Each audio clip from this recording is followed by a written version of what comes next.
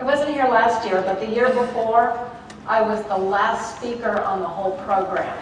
So I'm moving up in the world, because now I'm just the last speaker of the day. So I'm pretty excited about that. I do have no current disclosures, but I do want you to know that I've given compensated talks for the company that makes the HPV test I'm going to be talking about. And you can read the rest of that yourself. I want to just let you know what I hope you'll get from being at this session. Firstly, I hope that you'll be able to talk about the epidemiology of HPV, cervical cancer, and cervical precancer. We are going to spend a few minutes on that, kind of updating you on the things that keep coming up because this is an area of such rapidly evolving research. Secondly, comparing different strategies for screening. And nuances in the title of this talk is maybe a little misleading because there are not nuances but vast sea changes going on at this point. And then thirdly, I hope you'll walk out of here being able to counsel patients regarding new screening guidelines. And by new, I do mean new. The newest guidelines were released 3 days ago. So you guys are going to be all over it. You're going to know the latest, greatest stuff. And just in response to that, I have to say that I did have to update my slides because the information from the new guidelines, although I was aware of it, was embargoed, so I could not put it in the material I handed in. And secondly, just as far as if you're following the slides, I prefer to put charts with numbers in my written materials and graphs without numbers in my presentation materials. The information is the same, it's just presented in a slightly different format, so don't get anxious about that. Okay, HPV is everywhere, it's a highly prevalent disorder, and you all are aware of that.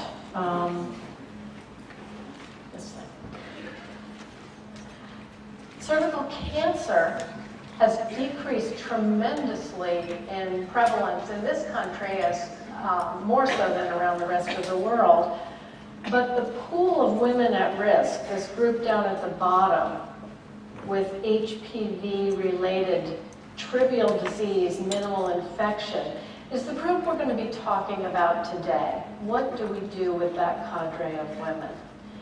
I did put also in the handout material an outline of the Bethesda system, which would be a lot of small print, so I'm not projecting it. But again, to reiterate, what I'm going to be talking with you about today is the low end of the spectrum.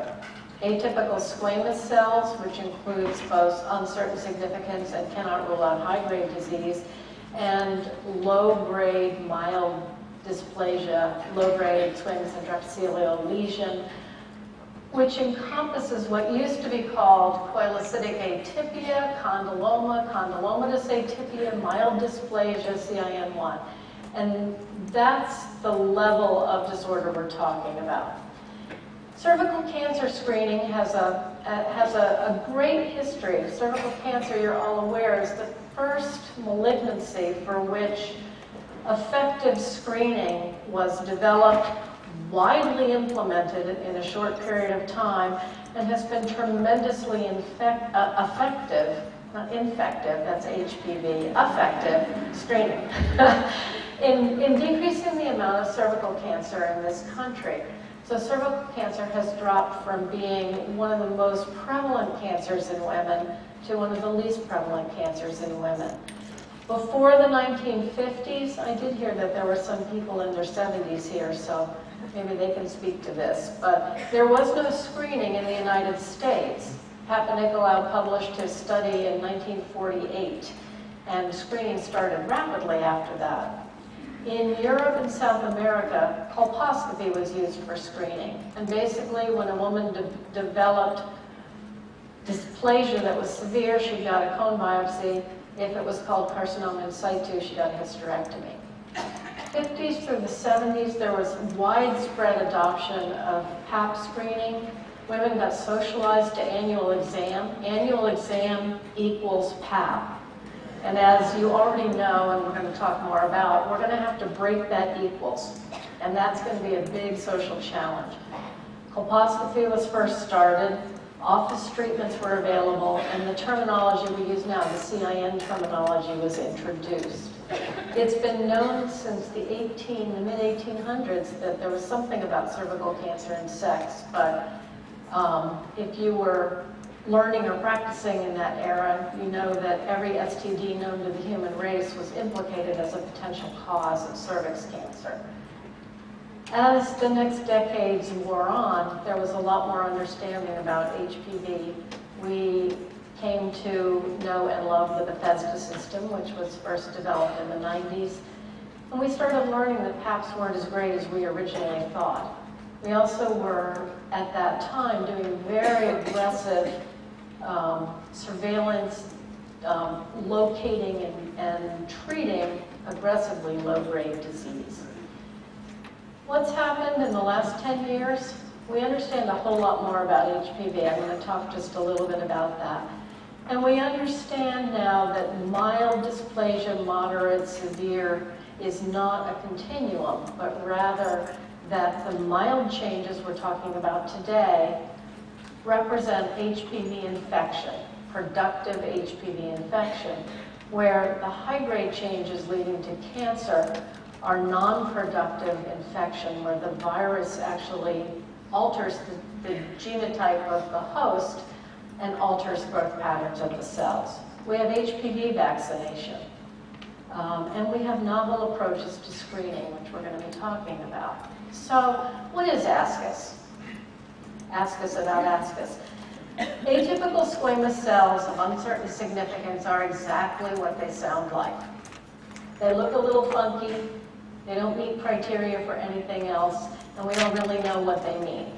Not a very helpful designation. What we do know that before HPV triage, that women who had ASCUS had about a quarter of the time had some kind of dysplastic change, and 5 to 8% or so had a high-grade disease or cancer. So we couldn't ignore it, but the yield was relatively low. We knew at the same time that only about 2/3 of women with an LSIL PAP had any kind of dysplasia, but a significant number of those did have a high-grade malignancy. So PAP tests are not diagnostic. They don't tell us what the patient has. They just raise a red flag and say we need to look at her more. Those are really the only important issues about these minimally abnormal PAPs. So after the ALTS trial, with which probably most of you are familiar, the trial that looked at is there a cost-effective way to find the small amount of high-grade precancer serious disease in a large sea of low-grade PAP tests, what we learned is that about half of ASCUS is HPV positive. And whenever I say HPV positive, I mean for high-risk HPV types. So half of ASCUS is HPV positive, and that half really is identical to LSIL. So conceptualize in your brain that ASCUS HPV positive is the same. You should triage it the same, manage it the same, and the risk of finding high-grade disease is the same in that population. So that helps us to know one of the things that we're asking about ASCUS, what the heck does those uncertain significance cells mean? When they are associated with high-risk HPV times, they mean LSIL. That answers that question. What is ASCUS HPV negative? I'm actually not going to talk too much more about that except to say that it's the same as negative. In fact, it's better than negative. So in the time that ASCUS was sort of, that term was developed, and there was a tremendous amount of confusion and a tremendous amount of resources spent on what's the best way to deal with ASCUS, we can now very easily take those women with ASCUS and divide them. And again, it interestingly enough falls out about 50-50 in an average population. That half of those women have nothing and are not in the risk pool, and the other half of those women are the same as the LSIL. So in this group where it says ASCUS all, we can take half those women out. And when we do that, they look just like the ELSA women. We also learned that it is cost effective to use a test, a secondary triage test, like an HPV test, to triage ascus, because to get rid of or get out of the risk pool the half of women who are HPV negative turns out to be worth the money in terms of deciding who needs further surveillance and evaluation. We also learned that 85% of LSIL is positive for high-risk HPV types. So low-grade dysplasia does not equal low-risk HPV types. Low-grade dysplasia equals high-risk HPV types. So HPV triage is not useful. Having said that, the next iteration of the Bethesda system, after we got to know and love ascus, gave us ASK-H. So what's ASK-H? Atypical squamous cells, not quite meeting the criteria for LSIL, but at least one cell. How many cells are on an average Pap test? 50,000.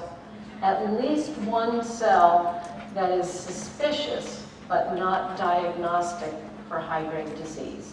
And that's that cell kind of in the northwest of the Pap test picture there.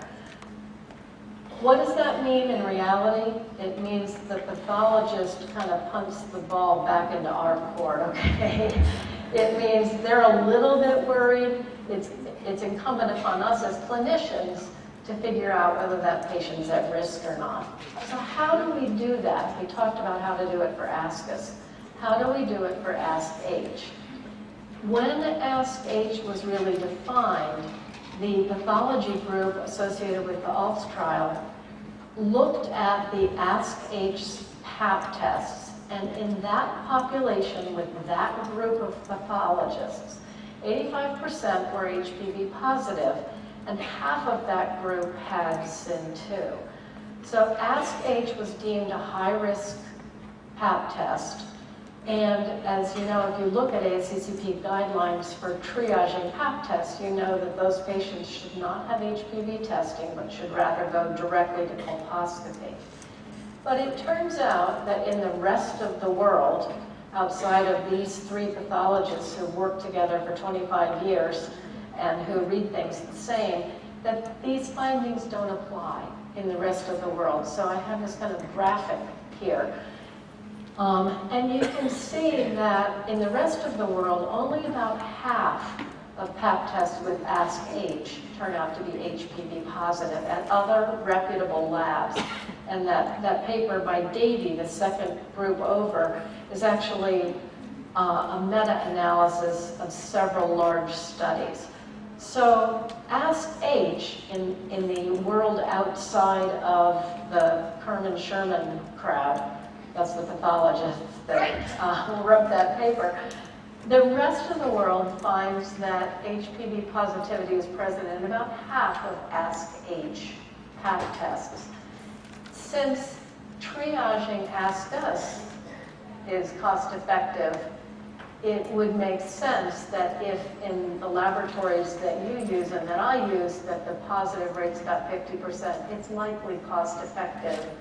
It hasn't been studied directly, but to triage ASK-H. And so in our institution, that's what we do. And you can see our data are the last on the right from our hospital. Our HPV positivity rate for ASK-H is about half. In our hospital, our HPV positivity rate for ascus is about a third. So it is higher than for ascus, but it's still at a point where it's cost effective to triage. You can also see that the finding of at least SIN2 of high-grade disease is significant in this group, about a third of the patients across the board. So in some institutions, triage with HPV for ASK-H is appropriate, and your labs may or may not be doing that. In some institutions, it's not appropriate. But I'm kind of spending some time on this because if your laboratory is recommending something that goes against the ACCP guidelines, there may be good reason for it. And in our institution, based on these data we looked at prospectively, we elected to use HPV triage. So depending on your laboratory, it may have a place. So just back up a little bit, what's HPV? You're all familiar with this. It's a small DNA virus, and a whole lot is known about its genetics and about its proteins and about its life cycle and about how it interacts with the host. It's also known that one of the two surface proteins is the antigenic one, and that's the one that is different. There has to be at least a 50% difference to call it a different subtype.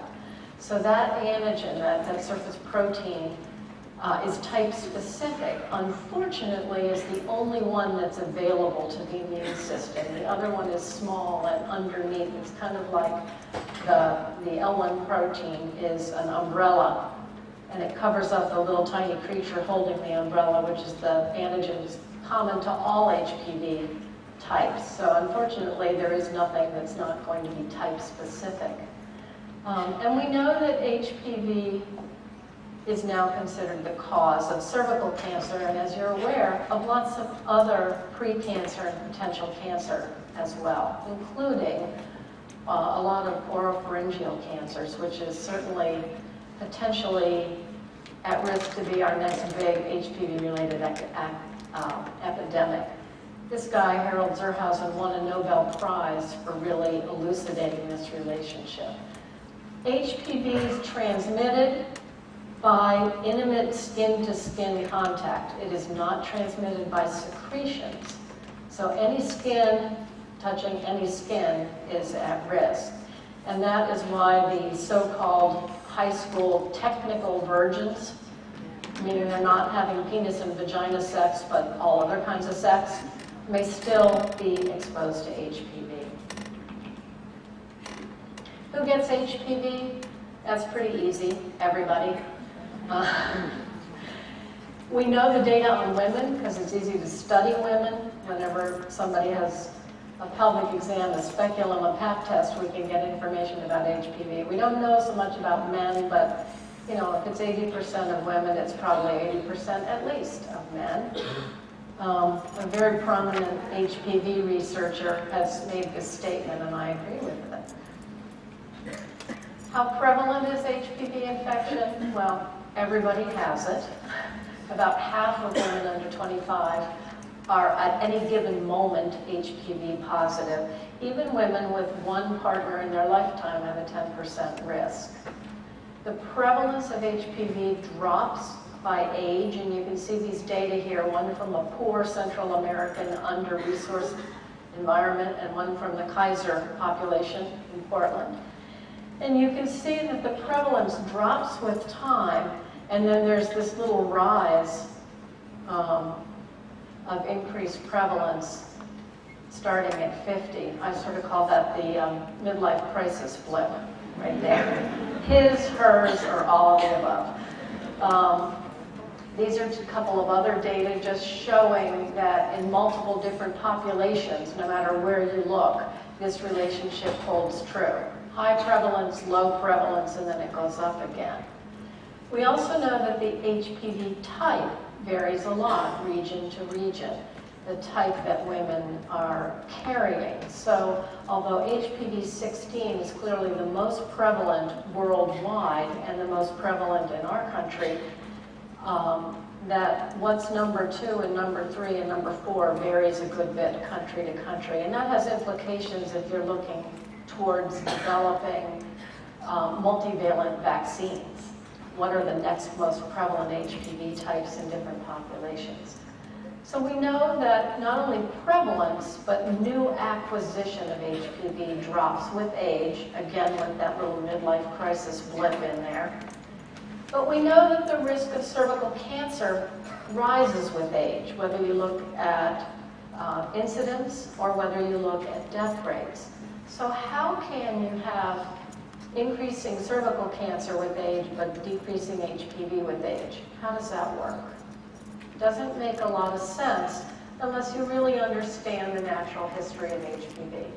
So what we know is that when a woman's exposed to HPV, and if she's been exposed to one type and clears it, when she's exposed to a new type, there's some but limited cross-immunity, so she behaves just the same. She gets a new infection and has new findings on her Pap test. We know that lots of women get an initial infection. That infection lasts 6, 12, 18 months on average, and that the vast majority of women clear that infection. A small number go on to develop a true cancer precursor. And we know what's happening then is that instead of being an infection, as I said before, the virus integrates into the host genome and alters the host cell.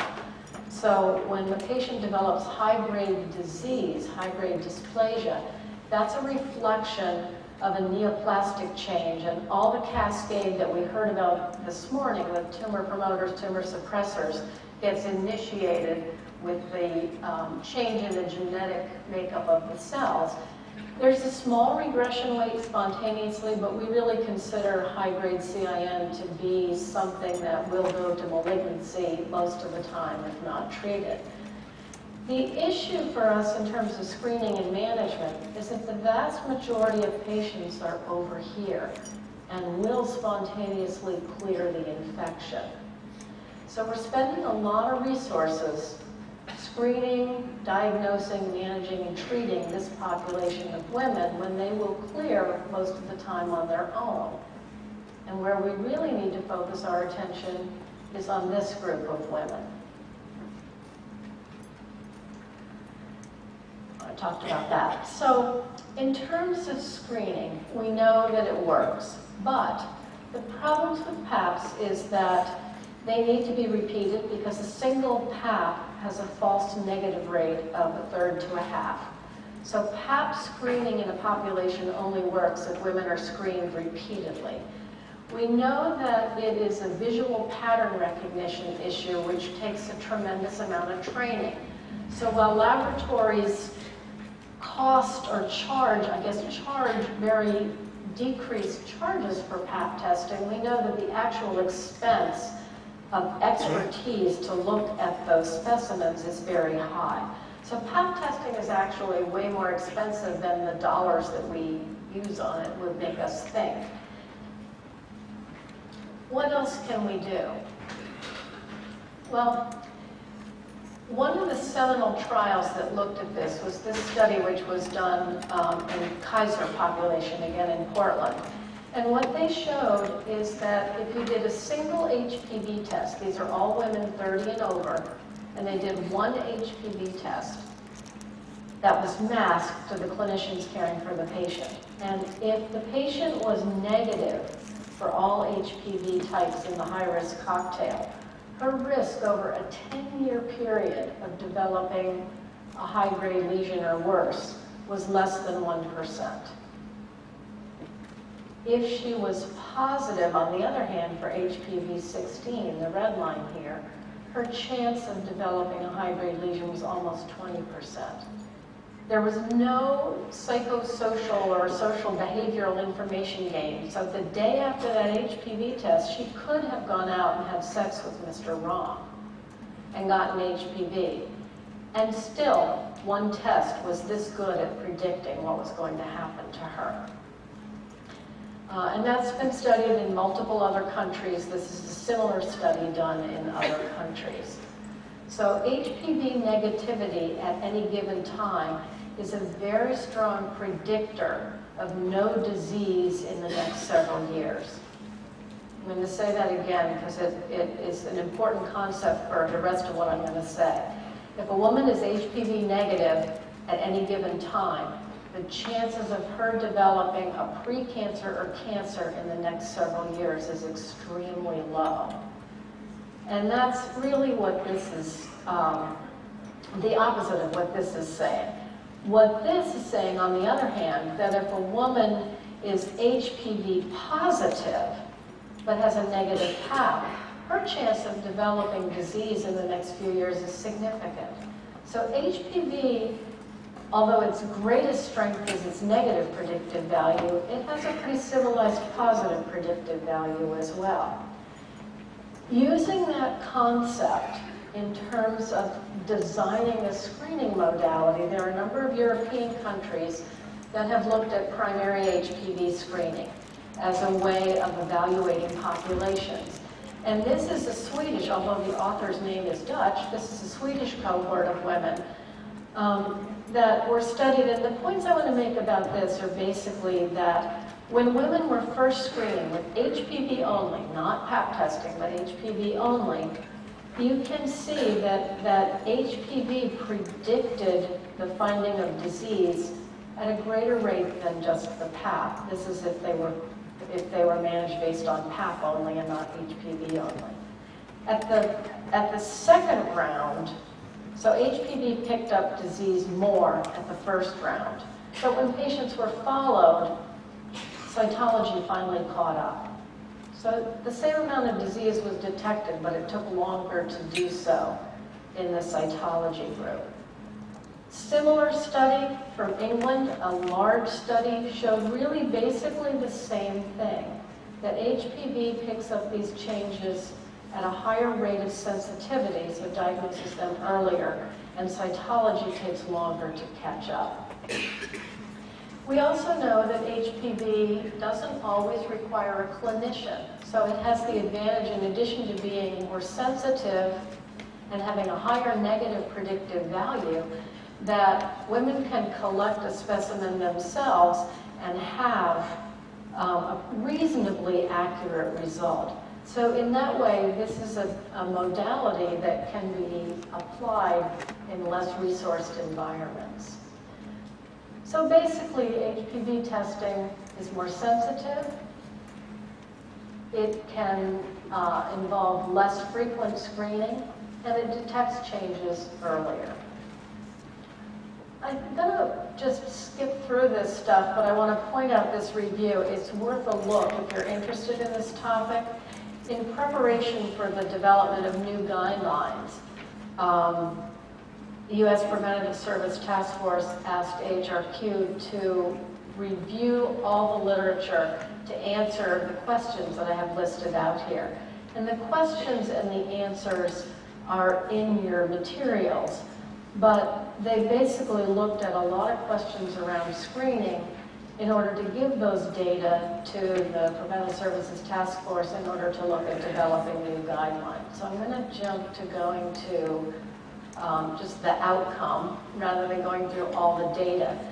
And what they said, and they actually, most of these recommendations we learned about levels of evidence were level 1 and quality A. So they're pretty high powered.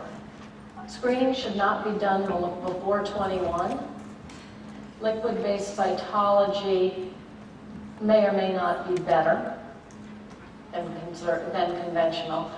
Primary HPV screening appears promising, and that co-testing with HPV and Pap, at least in younger women, doesn't seem to have an advantage. So the current recommendations, unlike mammography and unlike a lot of the other guidelines that we have to live with every day, I think it's almost a first time ever thing that all the agencies got together and put their heads together and compromised and agreed. ACOG is just dragging its heels a little bit, but is on board with this and will publish their guidelines, which will match these. But everybody else is saying the same thing, so we no longer can say, well, if it's this organization, we follow these guidelines, this organization, those guidelines. Screening should not be done before age 21. Screening should continue until 65 or 70, and actually the new recommendation is 65, and then discontinued unless the patient has a history of SIN3 or cancer. And that when the cervix is removed, that unless the patient has a history of SIN3 or cancer, she doesn't need screening any longer.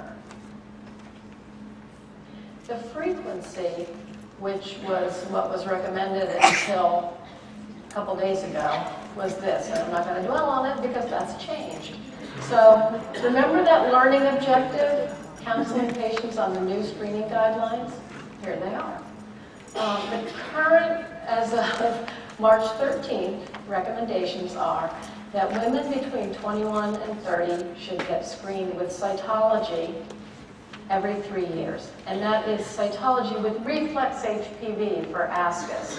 It doesn't mean no HPV testing, but no primary HPV testing, no PAP plus HPV.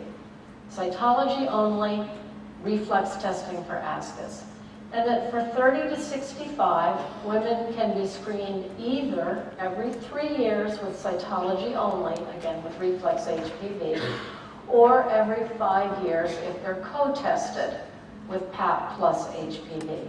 And the reason for that, like we talked about, is that because the negative predictive value of a single HPV test is much, much, much, much higher than the negative predictive value of a single PAP test, that a negative combined test gives you much greater assurance that this patient has nothing that will develop into cancer in the next 5 years.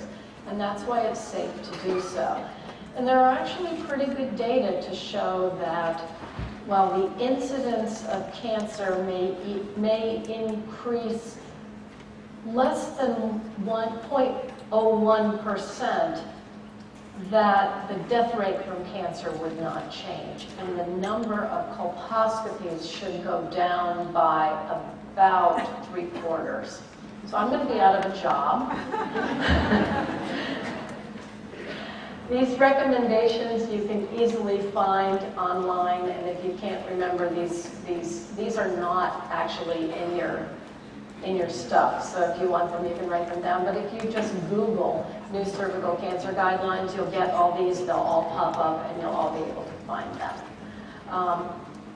So go home knowing that these guidelines have changed, and knowing that our challenge from here on out is how do we implement these in our environment.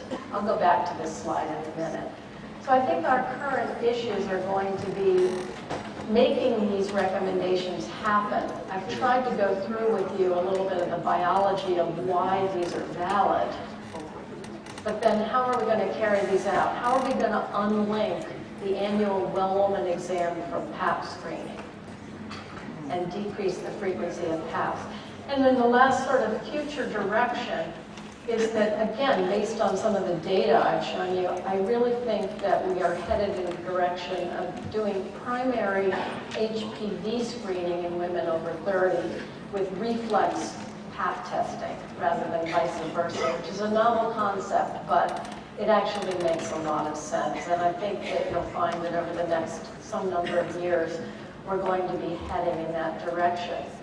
So I hope from this presentation that what you've come to understand is a little bit about how HPV interacts in that woman's body from an individual as well as public health standpoint, how we can use that information to understand HPV-related disorders, and how we can use that information to then scientifically develop logical screening strategies and implement them throughout not only our country, but implement cost-effective approaches in less resourced environments as well.